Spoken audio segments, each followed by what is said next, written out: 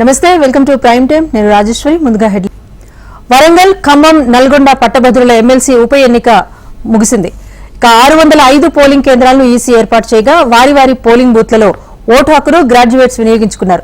52 మంది అభ్యర్థుల భవితవ్యాన్ని ఓటర్లు బ్యాలెట్ బాక్సుల్లో నిక్షిప్తం చేశారు. మావోయిస్టు ప్రభావిత ప్రాంతాలైన ములుగు, భూపాలపల్లి జిల్లాలో భారీ బందోబస్తు మధ్య పోలింగ్ నిర్వహించారు. జూన్ 5న ఫలితాలను ఎన్నికల సంఘం విడుదల చేయనుంది. 3 ఉమ్మడి జిల్లాల్లోని 605 పోలింగ్ కేంద్రాల్లో పోలింగ్ ముగియడంతో బ్యాలెట్ బాక్సులను స్ట్రాంగ్ రూమ్స్ కు తరలించారు. ఈ నెల 5వ తేదీన ఓట్ల లెక్కింపు చేపట్టనున్నారు. మొత్తం 52 మంది అభ్యర్థులు తమ అదృష్టాన్ని పరీక్షించుకుంటున్నారు. ప్రధాన పార్టీలు కాంగ్రెస్ నుంచి తీన్మార్ మల్లన్న, బీఆర్ఎస్ నుంచి రాకేష్ రెడ్డి, బీజేపీ నుంచి ప్రేమేందర్ రెడ్డి బరిలో ఉన్నారు. పట్టభద్రుల ఎమ్మెల్సీ స్థానానికి 2021 మార్చిలో జరిగిన ఎన్నికలో పల్లా రాజేశ్వర్ రెడ్డి విజయం సాధించారు. అయితే గత ఏడాది జరిగిన అసెంబ్లీ ఎన్నికల్లో ఆయన జనగామ నుంచి ఎమ్మెల్యేగా గెలుపొందడంతో ఈ స్థానానికి రాజీనామా చేశారు. దీంతో ఉప ఎన్నిక అనివార్యమైంది.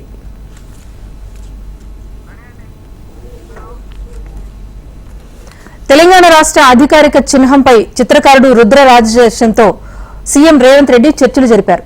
పలు నమూనాలను పరిశీలించిన సీఎం తుది నమూనాపై కీలక సూచనలు చేశారు. త్వరలో తుది చిహ్నం సిద్దం కానుందని, కాగా ఇప్పటికే రాష్ట్ర గీతం జయ జయ హే తెలంగాణకు మెరుగులు దిద్దేందుకు మ్యూజిక్ డైరెక్టర్ కీరవానికి ఆ పాటను అప్పగించిన విషయం తెలిసిందే. మాజీ ప్రధాని జవహర్లాల్ నెహ్రూ వర్ధంతి సందర్భంగా సీఎం రేవంత్ రెడ్డి నివాళి అర్పించారు. జూబ్లీహిల్స్ లోని తన నివాసంలో ఆయన చిత్రపటానికి పూలమాల వేసి నివాళులర్పించారు.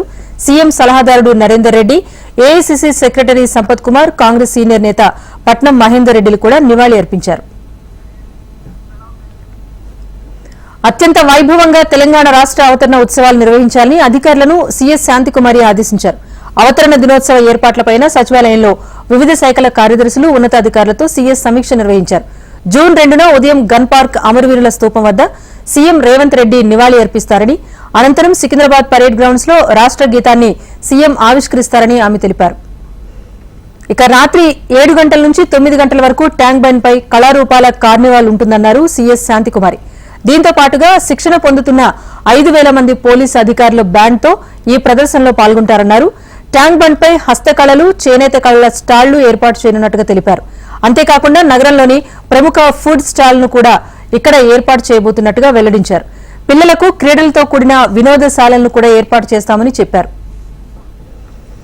రాష్ట్రం అవతరించి 10 సంవత్సరాలు పూర్తి కానుండటంతో జూన్ 2న రాత్రి ట్యాంక్ బండ్ పై బాణాసంచా, లేజర్ షో ఉంటుందని చెప్పుకొచ్చారు సీఎస్ శాంతికుమారి. ట్యాంక్ బండ్ పై పెద్ద సంఖ్యలో ప్రజలు హాజరయ్యే అవకాశం ఉన్నందున వారికి ఇబ్బందులు కలగకుండా ఏర్పాటు చేయాలని అధికారులను ఆదేశించారు. రాష్ట్ర అవతరణ సందర్భంగా అన్ని ప్రభుత్వ కార్యాలయాలను విద్యుత్ దీపాలతో అలంకరించాలని అధికారులకు ఆమె సూచించారు. తెలంగాణ ఆవిర్భావ దినోత్సవ వేడుకలకు సికింద్రాబాద్ పరేడ్ గ్రౌండ్ ముస్తాబవుతోంది. జూన్ 2న జరగనున్న ఆవిర్భావ వేడుకల నేపథ్యంలో పోలీసులు రిహార్సల్స్ చేస్తున్నారు. పరేడ్ లో పాల్గొనే పోలీసులు, ఎన్సీసీ, స్కౌట్స్ అండ్ గైడ్స్ విద్యార్థులు కవాతు చేస్తూ వివిధ రకాల రిహార్సల్స్ చేశారు.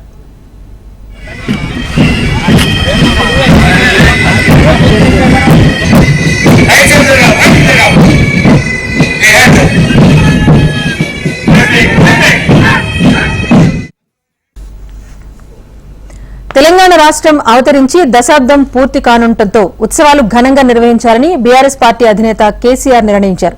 ఇందులో భాగంగా 3 రోజుల పాటు బీఆర్ఎస్ నేతృత్వంలో ఘనంగా వేడుకలు జరగనున్నాయి. జూన్ 1న గన్ పార్క్ అమరవీరుల స్తూపం నుంచి ట్యాంక్ బండ్ వద్ద అమర జ్యోతి వరకు సాయంత్రం 7 గంటలకు క్యాండిల్ ర్యాలీ నిర్వహించనున్నారు. అనంతరం రాష్ట్ర సాధనలో ప్రాణత్యాగాలు చేసిన అమరులకు పుష్పాంజలి ఘటించి నివాళులర్పిస్తారు. తెలంగాణ ఆవిర్భావం రోజున తెలంగాణ భవన్లో బీఆర్ఎస్ పార్టీ అధినేత కేసీఆర్ అధ్యక్షతన కార్యక్రమాలు జరగనున్నాయి. అదే రోజు హైదరాబాద్లోని పలు ఆసుపత్రులు, అనాథ శరణాలయాల్లో పండ్లు, స్వీట్లను పంపిణీ చేయనున్నారు. ఈడబ్ల్యూఎస్ కోటా పేరుతో మోదీ ప్రభుత్వం హిందూ బలహీన వర్గాలకు నష్టం చేకూర్చిందని ఎమ్మెల్సీ జీవన్ రెడ్డి అన్నారు. 10 ఏళ్లలో బీజేపీ హిందువుల కోసం ఏం చేసిందో చెప్పాలంటూ ప్రశ్నించారు. ముస్లింల రిజర్వేషన్లు తీసేస్తామంటూ ప్రకటనలు చేస్తున్న ప్రధాని, హోంమంత్రి ఈడబ్ల్యూఎస్ లో ముస్లింలకు ఎందుకు రిజర్వేషన్లు కల్పించారో చెప్పాలన్నారు. భారతీయ జనతా పార్టీ నాయకులు ఏ ముస్లింలకు కల్పిస్తున్న రిజర్వేషన్ మీరు రద్దు చేస్తామని పేర్కొంటున్నారో, మీరు ఈడబ్ల్యూఎస్ లో ఎకనామికల్ వీకర్ సెక్షన్ లో ఆర్థిక వెనుకబాటుతనం అనే నెపంతో ముస్లిం వర్గాలకు రిజర్వేషన్ సౌకర్యం కల్పిస్తున్నా లేదా? ఇలా మీరు గత 10 సంవత్సరాల కాలంలో హిందూ సమాజానికి ప్రత్యేకంగా ఏమైనా లబ్ధి ఒనగూర్చిందని అడగదలుచుకున్నాను. ఈ 10% DW రిజర్వేషన్ లో మోర్ దెన్ 50% ముస్లిం టార్గెటింగ్ రిజర్వేషన్.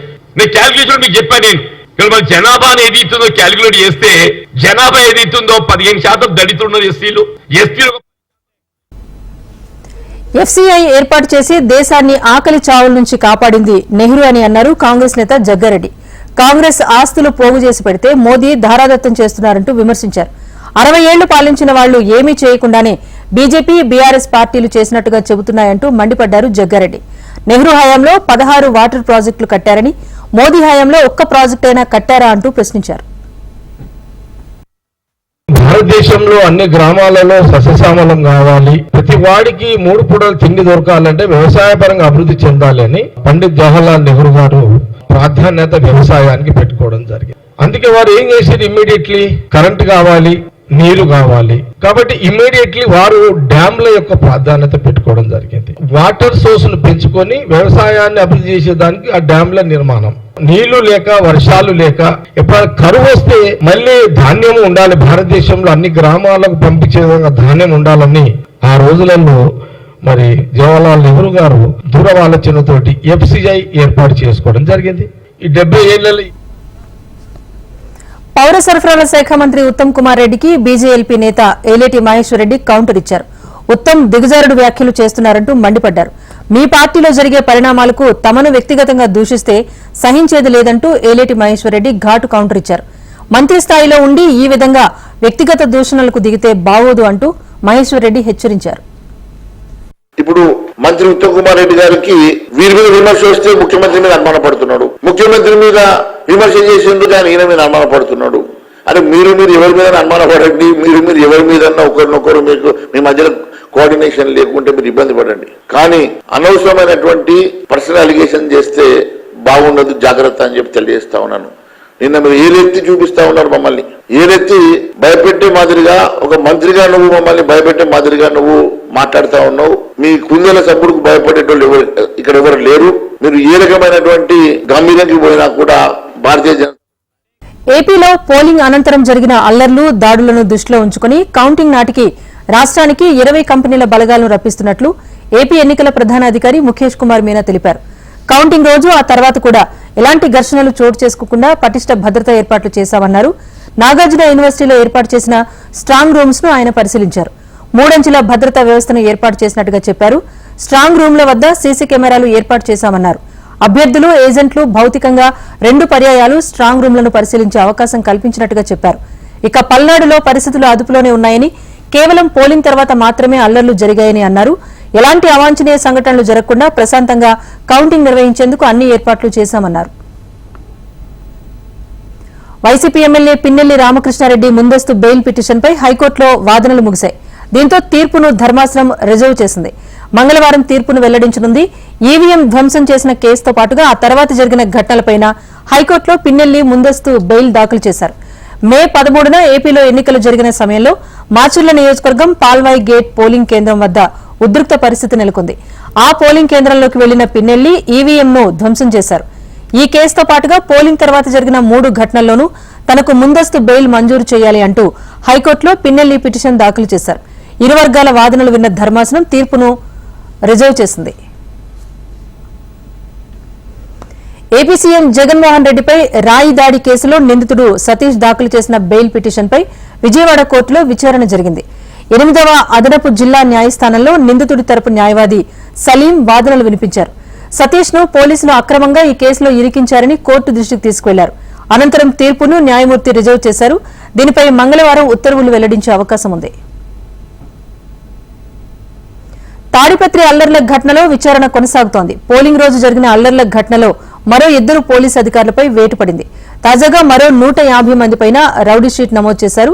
అయితే పోలింగ్ రోజు అల్లర్లు జరుగుతాయని తెలిసిన సిబ్బందిని పంపడంలో నిర్లక్ష్యం వహించిన ఉన్నతాధికారులకు సరైన సమాచారం ఇవ్వలేదన్న కారణంతో 2పైన వేటు వేశారు ఉన్నతాధికారులు. AR additional SP Lakshminarayana Reddy, CI Zakir Hussain ను సస్పెండ్ చేశారు. డీజీపీ కార్యాలయానికి సరెండర్ చేస్తూ ఆదేశాలు జారీ చేశారు. తాడిపత్రి ఘర్షణలో 7 కేసుల్లో మొత్తం 728 మంది పైన కేసు నమోదు కాగా ఇప్పటికే 113 మంది రిమాండ్కు తరలించారు. కాగా ఇప్పటికే Anantapuram SP Amit Bardar, DSP Gangaiah, CI Muralikrishna ఇదే ఘటనలో సస్పెండ్ అయ్యారు. అల్లర్ల ఘటనపై ఇంకా పూర్తి విచారణ కొనసాగుతున్న తరుణంలోనే నిన్న అనంతపురం ఎస్పీ గౌతమి శాలిని స్థానిక ఎమ్మెల్యే పెద్దారెడ్డి కలిశారు. ధర్మవరం వైసీపీ నేతలపైన కేసు నమోదు చేయొద్దని ఎస్పీకి వినతి ఇచ్చారు. విచారణ కొనసాగుతున్న నేపథ్యంలో ఎమ్మెల్యే పెద్దారెడ్డి అనంతపురంలోనే ఉండటం చర్చనీయాంశంగా మారింది. లిక్కర్ స్కామ్ కేసులో ఎమ్మెల్సీ కవిత బెయిల్ పిటిషన్పై ఢిల్లీ హైకోర్టులో విచారణ వాయిదా పడింది. కవిత తరపున ఆమె న్యాయవాది విక్రమ్ చౌదరి కోర్టులో వాదనలు వినిపించారు. అయితే రేపు మధ్యాహ్నం తాము ఆధారాలతో సహా వాదనలు వినిపిస్తామని ఈడీ, సీబీఐ అధికారులు కోర్టుకు తెలిపారు. దీంతో రేపు తీర్పు రిజర్వ్ చేస్తామంటూ వాయిదా వేసింది హైకోర్టు. ఈడీ, సీబీఐ వాదనల అనంతరం మరోసారి కవిత తరపు న్యాయవాది విక్రమ్ చౌదరి వాదనలు వినిపించే అవకాశం ఉంది.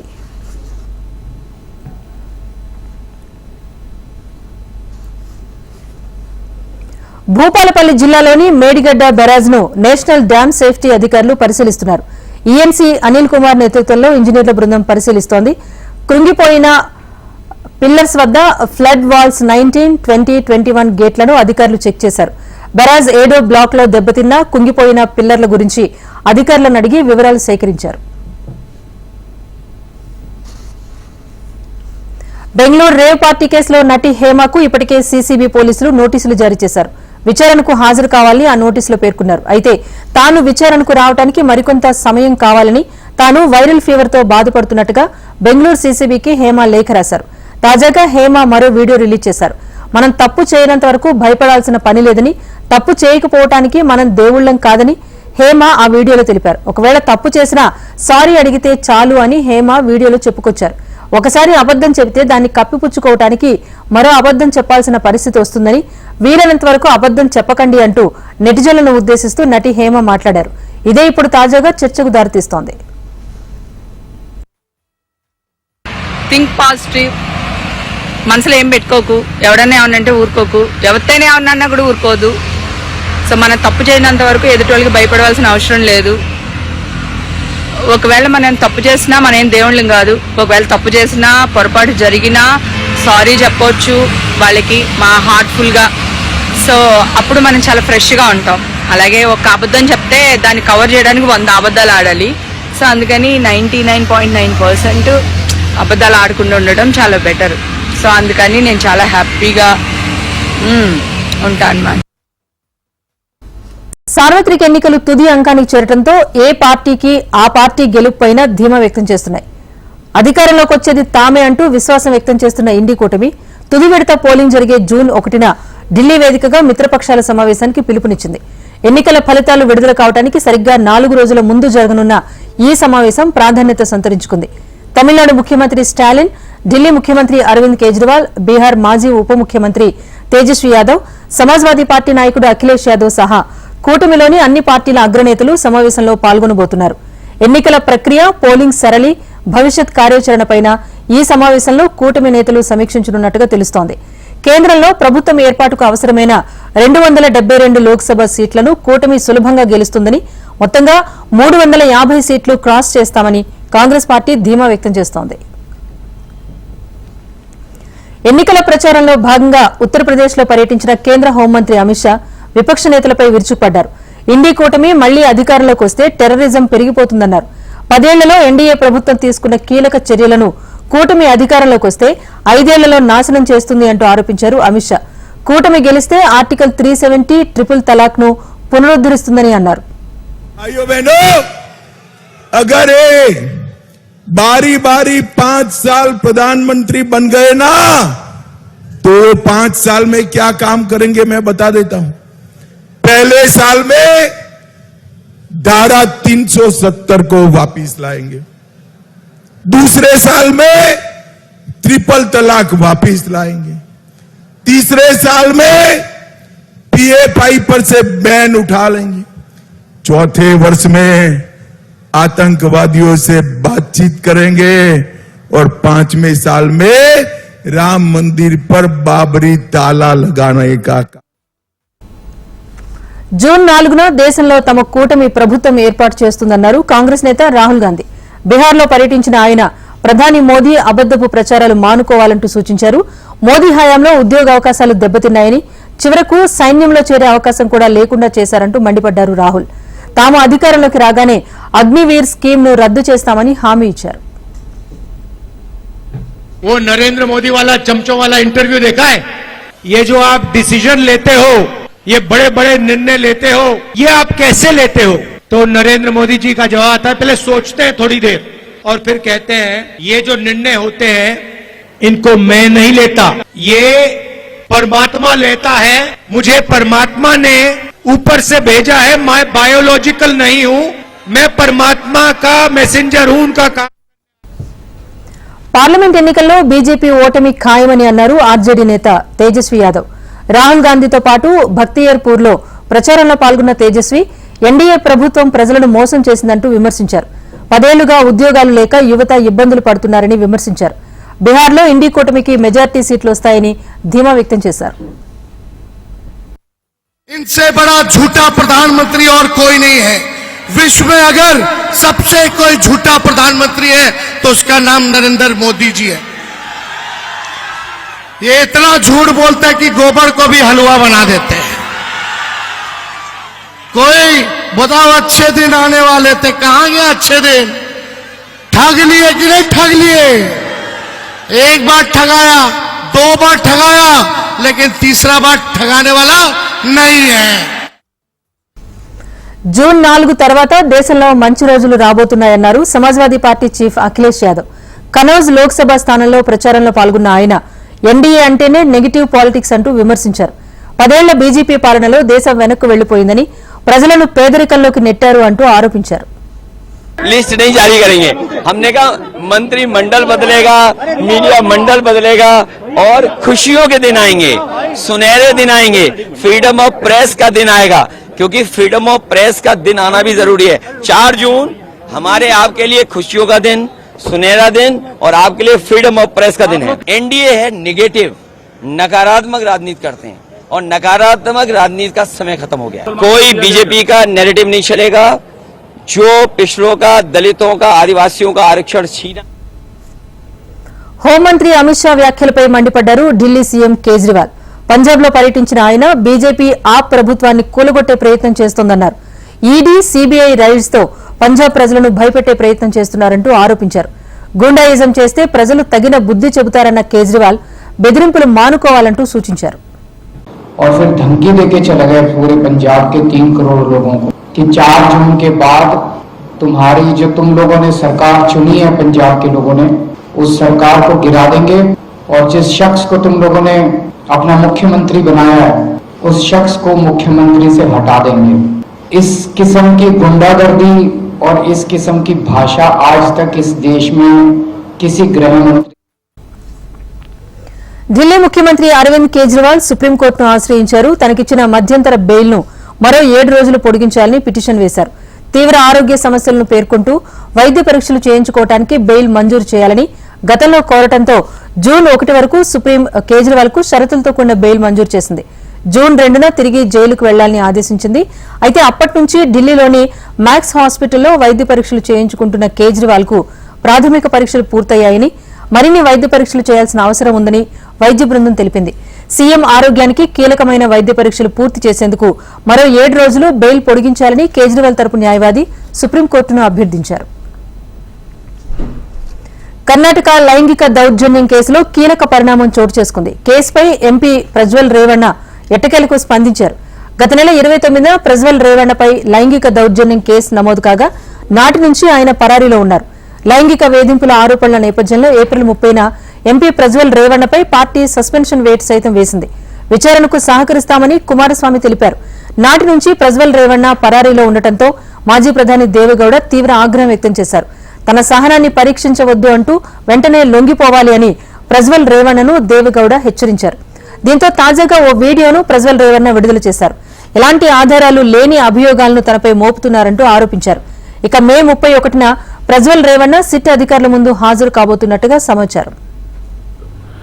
ಹಾಗಾಗಿ ನಾನು ಫಾರಿನ್ ಹೊರಟಾದ್ಮೇಲೆ 3-4 ದಿನದ ನಂತರ ನಾನು ಯೂಟ್ಯೂಬ್ ನೋಡುವಂತ ಸಂದರ್ಭದಲ್ಲಿ, ನ್ಯೂಸ್ ಚಾನೆಲ್ ನೋಡುವಂತ ಸಂದರ್ಭದಲ್ಲಿ ನನಗೆ ಈ ಮಾಹಿತಿ ದೊರಕುವಂತ ಕೆಲಸ ಆಯಿತು. ಮಾಹಿತಿ ದೊರಕಿದ ಮೇಲೆ ನಂತರ SITನೂ ಕೂಡ ಏನು ಒಂದು ನೋಟಿಸ್ ಕೊಡುವಂತ ಕೆಲಸ ಮಾಡಿತು. ಆ SIT ನೋಟಿಸ್ಗೂ ಕೂಡ ನಾನು ಎಕ್ಸ್ ಖಾತೆ ಮುಖಾಂತರ ಮತ್ತು ನನ್ನ ಲಾಯರ್ ಮುಖಾಂತರ ನಾನು 7 ದಿನ ಸಮಯ ಅವಕಾಶ ಕೇಳಿದ್ದೆ. Mumbai Ahmedabad bullet rail project కోసం నవీ ముంబైలో 394 మీటర్ల పొడవైన సొరంగం కోసం తవ్వకం పనులు పూర్తయినట్టుగా national high speed rail corporation limited సోమవారం వెల్లడించింది. ఘన్సోలి వద్ద అదనంగా నడిపే ఇంటర్మీడియట్ టన్నెల్ పూర్తి చేయడంతో మహారాష్టలోని బాంద్రా కుర్లా కాంప్లెక్స్ ఇంకా సిల్పాటా మధ్య 21 కిలోమీటర్ల పొడవైన సొరంగం నిర్మాణం వేగవంతమవుతుందని NHSRCL తెలిపింది. కాగా సొరంగం తవ్వకం పనులు 2023 డిసెంబర్ 6న ప్రారంభమయ్యాయి. మొత్తం 394 మీటర్ల పొడవైన సొరంగ పనులను 6 నెలల్లో పూర్తి చేసినట్లుగా national high speed rail corporation limited తెలిపింది. కేరళలోని ప్రముఖ టూరిస్ట్ ప్లేస్ మున్నార్లో ఓ ఏనుగు బీభత్సం సృష్టించింది. రోడ్డుపై వెళ్తున్న పర్యాటకుల వాహనాలపై ఒక్కసారిగా దూసుకెళ్లింది. దీంతో పర్యాటకులు తమ వాహనాలు దిగి పరుగులు తీశారు. కాగా ఏనుగు దాడిలో 2 కార్లు ధ్వంసమయ్యాయి. ఏనుగు తమ వైపు దూసుకురావడంతో టూరిస్టులు కార్లు అక్కడే విడిచిపెట్టి పరుగులు తీశారు. అయితే యువకులు అరుపులు చేస్తూ ఏనుగు వైపు రివర్స్ పరుగు తీశారు. దీంతో ఏనుగు పడయప్ప సమీపంలోని అటవీ ప్రాంతంలోకి వెళ్లిపోయింది. కాగా కార్లపై ఏనుగు దాడి చేసిన వీడియో సోషల్ మీడియాలో వైరల్ అవుతోంది.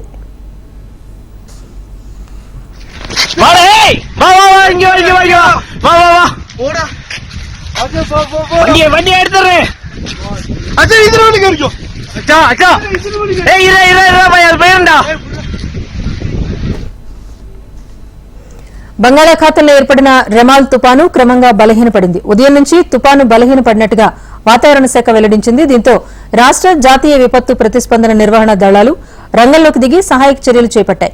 బంగ్లాదేశ్, పశ్చిమ బెంగాల్ సరిహద్దుల్లో తీరం దాటిన రెమాల్ తుపాను విధ్వంసం సృష్టించింది. తీరం దాటే సమయంలో తుపాను ధాటికి బెంగాల్ చిగురుటాకులా వణికిపోయింది. రెమాల్ ప్రభావంతో బెంగాల్లో భారీ వర్షాలు కురుస్తున్నాయి. తీర ప్రాంతాల్లో మౌలిక సదుపాయాలు దెబ్బతిన్నాయి. సెంట్రల్ కోల్కతాలోని ఎంటల్లీలోని బిబీర్ బగాన్ ప్రాంతంలో ఆదివారం సాయంత్రం ఎడతెరిపి లేకుండా కురుస్తున్న వర్షం కారణంగా గోడ కూలిపోవడంతో ఒక వ్యక్తి గాయాలతో మరణించాడని రాష్ట విపత్తు నిర్వహణ అధికారి తెలిపారు. బిజినెస్ అప్డేట్ చూస్తే దేశీయ స్టాక్ మార్కెట్ సూచీలు ఫ్లాట్ గా ముగిశాయి. ఆసియా మార్కెట్ నుంచి సానుకూల సంకేతాలతో లాభాల్లో ప్రారంభమైన సూచీలు ఇంట్రాడేలో భారీ లాభాల్లోకి వెళ్లాయి. ఈ క్రమంలో 2 ప్రధాన సూచీలు సరికొత్త గరిష్టాలు నమోదు చేశాయి. ఒక దశలో 600 పాయింట్ల మేర లాభపడిన సెన్సెక్స్ చివరిలో అమ్మకాల ఒత్తిడితో లాభాలని కోల్పోయి ఫ్లాట్ గా ముగిసింది.